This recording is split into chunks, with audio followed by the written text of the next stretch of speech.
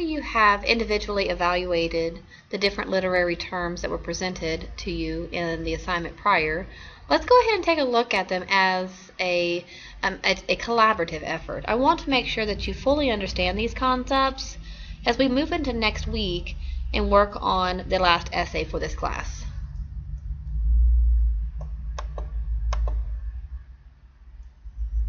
So the first term that you were looking at and that you looked up was the literary term theme. A theme is the message a writer uses in the story to convey to the reader something about life in general. So it's the overall message. What is the overall message that the writer is conveying to the reader? So a few strategies for a reader to know when evaluating a short story is to be able to, one, know who the main character is. Sometimes it's just going to be a narrator that's kind of writing it in first person. Second, it's important to identify the conflict. Many times, writers of short stories are going to present conflict. This is how you're able to convey to the reader an overall idea about something in life in general. Third, you need to know, how is the conflict resolved? How was that problem fixed in the story? Was it fixed by the narrator? Was it fixed by someone else? Also, you need to generalize what the writer is saying overall. After you know the main character, after you know the problem that they face with possibly other characters, and then how they solved it, what does that mean? How can you take that overall? So that is a theme. Next, you need to look, you looked at the protagonist and the antagonist. These two concepts are pretty easy to understand. The protagonist is the principal character in a literary work, or it's the leading actor. Do keep in mind, many a time that leading actor can be the narrator that's telling the story.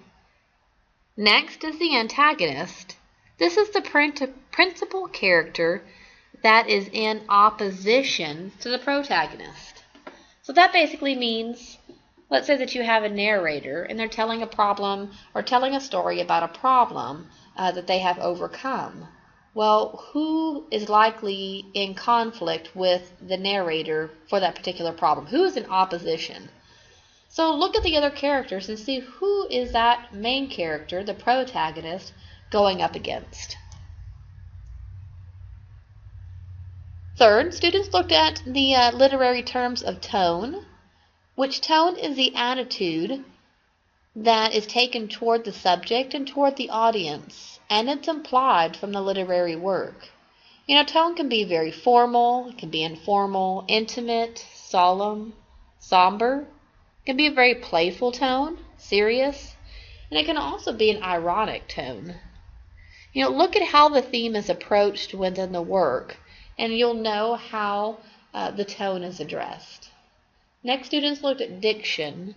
Diction is the distinctive tone of an author's writings, such as the choice of their words, their mood, their attitude, and possibly a dialect if they're coming from a certain cultural area. Fourth, students looked at symbolism. Symbolism is at times very difficult for students to be able to comprehend, even though we really truly do look at concepts of symbolism every day in our life. We just don't really think about it. It's kind of an underlying meaning. When I tell students, what does a green light mean? And they'll look at me and they'll say, well, that means go. And I say, well, the green light is symbolic for the understanding of go. Red light means stop. All right? So symbolism is the representation of something in some type of symbolic form. So it often means or references something or someone else. So let's take a quiz real quick. I pulled this online. Let's see if it'll pull up here. And once you start seeing these pieces, you'll be able to recognize that, yes, you too know this. So let's start the quiz. So this image here of an American flag, is this a symbol of Ohio, United States, Germany, or a school? Many of you should respond that it is a symbol of the United States, which is accurate. So going on to the next.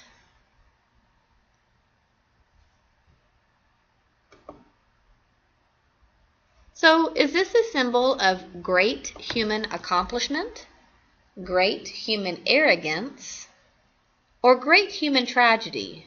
Or do you think this is a symbol of all of the above? So this is an image of the Titanic.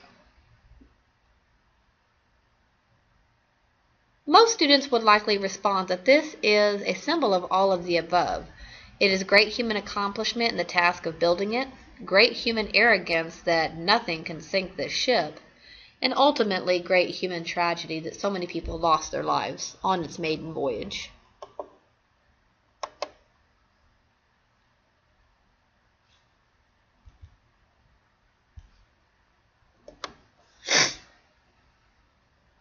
So is this a symbol of anger, comedy, peace, or tragedy? Likely many of you are going to agree that it is a symbol of peace.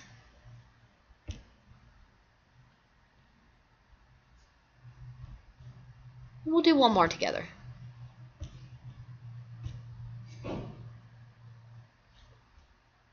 So this is a symbol of Father Time. So of Father Time, do you feel like it is symbolizing that time waits for no man, a common experience, a mystery, or a clock? And so here it symbolizes that time waits for no man. As you can see with the weapon that he's carrying, this is Father Time is considered more or less a reference to, guarantee in life. Can't be guaranteed much, but you can be guaranteed that, death will come to all. So here you get the gist of symbolism in itself. I think it's important for students to understand symbolism because we see symbolism every day. You're going to see symbolism in the literature pieces that you're going to read for English 1301 and further English classes beyond that. The last two concepts, one of them is dramatic irony. Dramatic irony in literature is seen as the audience's or reader's knowledge of events within the story which are above those known by the actual characters. So this is important because the reader knows more than the characters in the story as far as how events will likely play out. All right? And so you're able to get really good information. If you have a short story that is giving information and giving details from a narrator, the narrator is speaking directly to the reader. They're not speaking to the other characters unless, being quoted and engaging with the other characters. So dramatic irony really is the ability for the reader to see and understand the concepts of what's going on in the story without the characters knowing what's going to go on. So it's kind of like when a narrator kind of talks in their head and not really talking to any of the characters. We know kind of how this is going to play out. And the last concept you looked at was foreshadowing. Foreshadowing is a literary technique in which the writer explains certain plots through his or her writing that may come later in the story. And as you can tell, dramatic irony as well as foreshadowing, they're really connected concepts.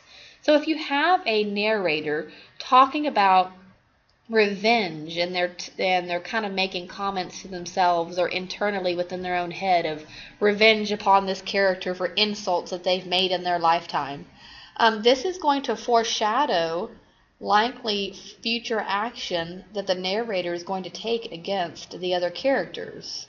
And of course the other characters just aren't aware of it because they haven't gotten to that scene in the particular story. So the details of foreshadowing are really used to mentally prepare the reader for how the story is going to unfold.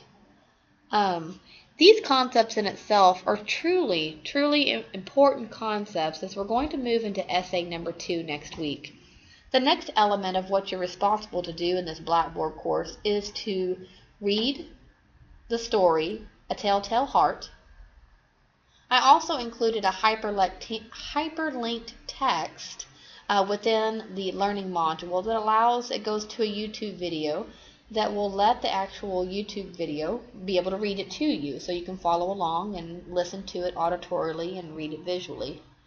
And last, I also included a short video clip of this particular story by Edgar Allan Poe being played out dramatically, so that you have an overall essence of the meaning of the story. And so when we start picking apart the tone, the protagonist, the theme, dramatic irony, foreshadowing next week, you're going to have an understanding of what the concepts mean several interpretations of A Telltale Heart through reading it, listening to it, as well as watching it.